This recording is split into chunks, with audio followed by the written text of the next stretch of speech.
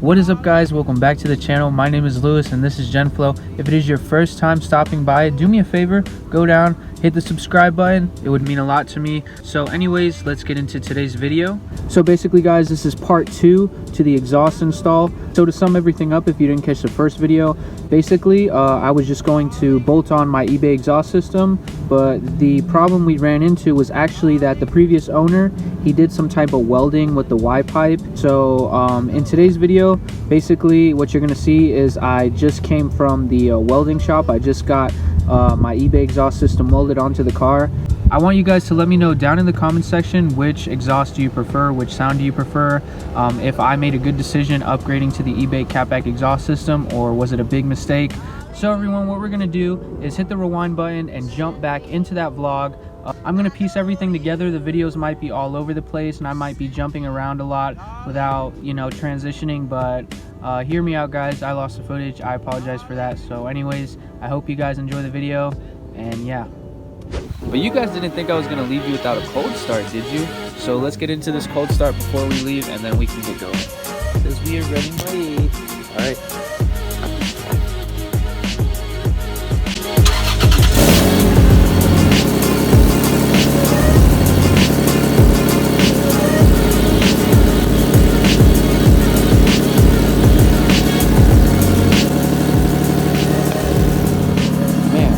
Sounds terrible. That's exactly why we made our appointment, boys. Guys, the Lexus is finished. We just got the exhaust mocked up and welded onto the car, so I'm super excited and I can't wait to hear it start. Without showing you guys too much information, this is how much I paid. Pretty standard. You're gonna pay about 100 to 150 when you come to an exhaust shop. Just expect that. It honestly sucks because my whole Y pipe situation, I should have only paid $100 for this exhaust install, but in reality I had to pay like what, $260. So not that bad. I mean, I still get a pretty good looking exhaust. Let me show you guys how it came out. So here's the Lexus.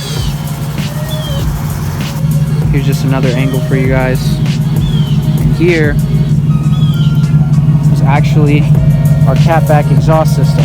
I'll link this down below if you guys are interested in buying it. It was from the mid pipe all the way to the exit. It was $100, so it's kind of cool. The exhaust sounds much more aggressive, but in my opinion, at high speeds, the exhaust opens up and it becomes very drony, and I personally think it sounds kind of ricey. A couple of my friends have been in the car actually, and they actually disagree with me. They say it sounds like a true quote-unquote V6. I'm not too sure how the car will sound on camera, but basically that's the situation with the exhaust. So now, guys, we're going to get into some revs, flybys, and then we're going to compare the OEM stock exhaust to the eBay catback exhaust system.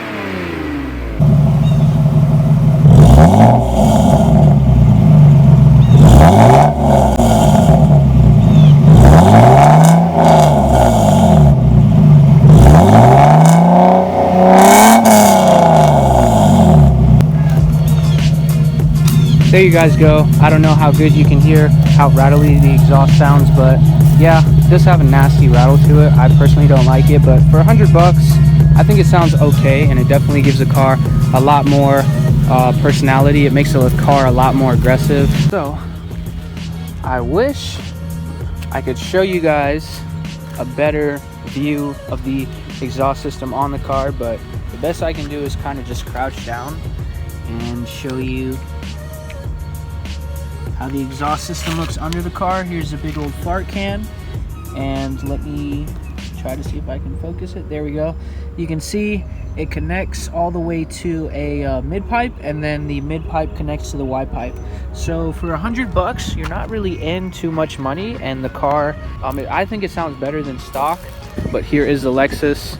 We will get into some sound clips.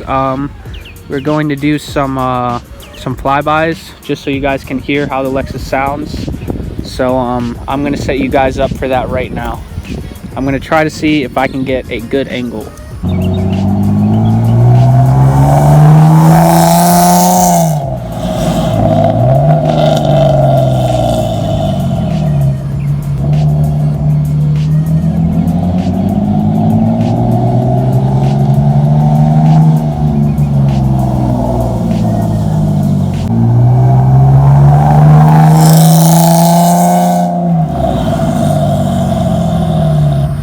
Guys, I kid you not, I need to get like some type of tripod. I literally had you like mounted in between this tree, so I hope the footage came out pretty good.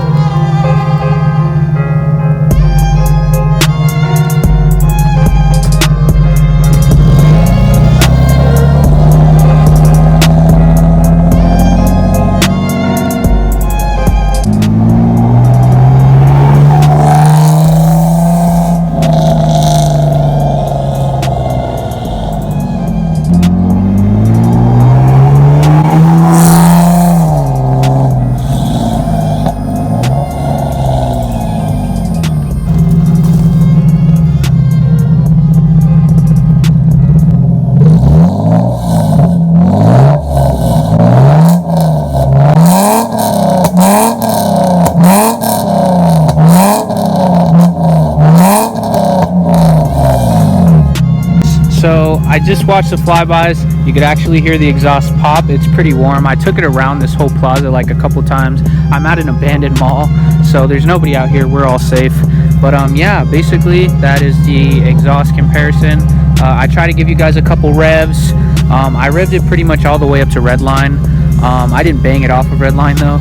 I just try to give you guys the best comparison to OEM as I could. This is a eBay catback exhaust system. It's $100, and honestly it doesn't sound all that bad. I'm just battling like some type of rattling issue. But anyways guys, yeah, if I could rate the exhaust personally, I would rate it like a 7 out of 10. Like if it didn't have that rattling, I'd easily give it like a 9 or 8 out of 10, like an 8 out of 10 or a 9 out of 10. The only thing I wish I would have went with is the burnt tip. I think that would have like set the car off a little bit better versus a stainless steel tip. But anyways guys, I'm not really too disappointed in the quality of the exhaust. I kind of expected that, it being eBay. In the future we will upgrade exhaust, maybe a GREATFUL or an HKS, something that will suit the 2JZ a little bit better. But anyways guys, yeah, that's basically it. I hope I could kind of answer some of your questions, whether, you know, buying an eBay exhaust would be worth it or not, or should you spend a little bit extra to get a little bit more. Basically, yeah. Since we're already on the topic of the Lexus in the video today, I just want to kind of give you a little bit update of what's going on with the car mechanically. Basically, I was battling the transmission leak the whole time of ownership with this car. The transmission, if you guys didn't already know, the transmission was leaking a lot. We took it out in my driveway, actually. We removed the trans in my driveway. We changed the seals, we put the trans back up. It was still leaking, so then we suspected it would be something a little bit more serious. So I bought a torque converter, brand new. Spent 200 bucks on that, and then we had to remove the old seals and then put new seals in again, and we put the transmission up. It did stop the leak for 2 weeks, right? So during this whole quarantine, guys, I drove the Lexus pretty hard. I fixed the leak, so I decided it would be cool to go on like a quarantine cruise with a couple of my buddies. The Lexus was struggling to keep up. C5 Corvettes, AMGs. So basically, you know, I was driving the car pretty hard, but actually when we get off the highway, right, we pull into like some plaza to kind of wait for a couple more people to join the cruise. The car is just leaking massive amounts of transmission fluid, so I take the car home right away, diagnose the car. It's obviously it's leaking again. Surprise, surprise. So basically, I'm under the impression that it's something internal in the transmission, and I could sit here and pay to get like my transmission opened and, you know, basically take my trans to a transmission specialist shop, and they could, like, I guess you could say, rebuild it. I don't know what's the matter with it, but actually I took a different approach. I thought this would be a little bit more cost effective. I actually bought another transmission. It has 100,000 miles just like the car. And I got it for relatively a good price, you could say, 350 bucks. It's not the best, but also, you know, it's not terrible. It does have the same mileage. So basically what I'm going to do is swap my new torque converter from this transmission onto the new one I just bought, the new transmission I just bought, put some new seals in it, and hopefully that solves my transmission leak, and the car will be good to drive. The reason I've been driving the car now is just because I've been monitoring the leak. I've been filling the trans fluid up to the correct level. I have like a bunch of transmission fluid in my car. I just have like the little quarts of it just in case, just to be safe. I did try some of that like transmission stop leak stuff. It kind of worked. It slowed the leak down a little bit, but it definitely didn't stop it. So we're just gonna go ahead, send it, swap a new automatic transmission in, and yeah, I wish I could be swapping a manual trans in, but they're just so rare to find, and I need a bunch of other parts, and we're just not ready for a manual swap just yet. But I definitely want to manual swap my IS. The goal is to be a like 1J swap or a 2JZ swap, obviously turbo, and have it be the 5-speed manual. That would be a super fun power build, and basically I would love to bring that content to the channel, but just right now, guys, it's just so hard to find that transmission, so why even bother? I mean, if it comes up, I'll definitely pull the trigger on one, but for now I think we're just gonna focus on swapping the auto. I definitely want to get you guys more content with the IS. It being my daily, I definitely want to invest in like a GoPro and drive with you guys everywhere, and you kind of see like a point of view of everything I see. Great drifting car. I'll throw some videos on the screen. This car is such a great drift car. I took the car to Mexico. It did awesome. It is an absolute drifting machine, and I truly understand why people turn these cars into drift builds.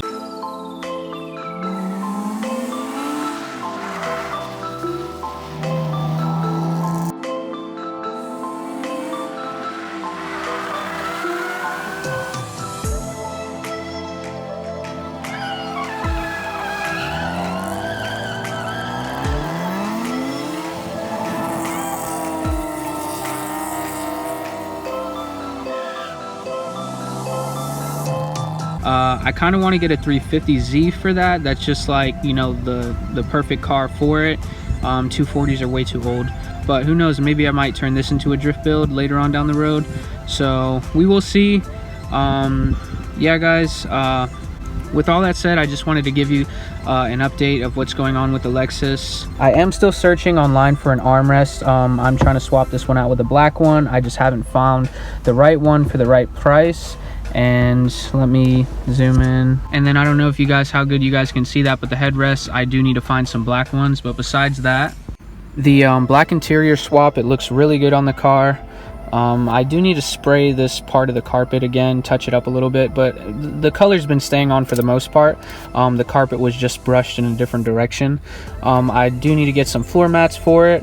I'm thinking like some cool JDM checkerboard floor mats would look pretty cool. And don't worry guys, I am going to swap my cluster. I plan on putting a radio in here, like a touchscreen radio, and then I plan on swapping the lights from that OEM orange to like a different color. I'm not sure if I want to do white like my gauge cluster, or I'm not sure if I want to do a different color. I don't really know the theme of this car yet, but yeah, just thought I'd give you guys a little bit of an update of what's going on behind the scenes. It is kind of hard. I wish I had like a personal cameraman so I can just work on the cars and I can have somebody film. If you are local and you want to link up and help me film and just, you know, be cool and help me film, that's cool, because we can get more content to the channel. But right now guys, it's kind of just like I'm a one-man show. I kind of work on the cars while also filming it. It's kind of hard, but I will be investing in a GoPro very soon. I'm gonna get the head mount, the car mount, and we're just gonna get a bunch of different angles. The quality is gonna get better in the videos. So just stay tuned for that guys. As far as that said guys, I think I'm gonna end the video here.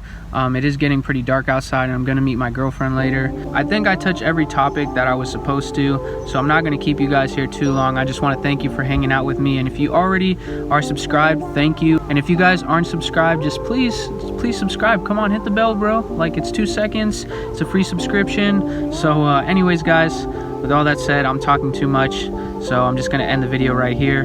My name is Lewis. This is GenFlow. I'll see you guys in the next video, and until then, peace out.